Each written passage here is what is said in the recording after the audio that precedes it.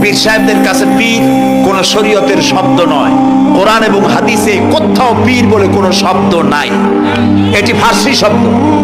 এই শব্দের অর্থ হলো বৃদ্ধ। তো পীর যদি বৃদ্ধ হয় ভালো কথা, তিনি যদি আলেম হন আরো ভালো কথা।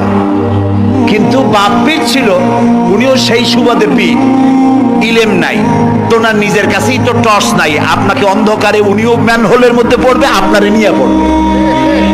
আলেম হইতে হবে, পীর যদি হয় আলেম হইতে হবে, এক নম্বর কথা। দুই নম্বর কথা হলো তিনি ব্যবসায়ী হবেন না, ধর্মের নামে তিনি ব্যবসা করবেন না। তিনি মানুষকে হেদায়েতের পথ দেখাবেন, প্রয়োজনে জেলে যাবেন, প্রয়োজনে ফাঁসির মঞ্চে দাঁড়াবেন।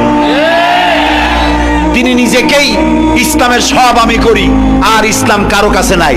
যারা ইসলাম করলো 70-80 বছর ধরে, রাজনীতির পথ দেখালো, তারা ইসলামের দল না, ওনারটাই ইসলামের দল।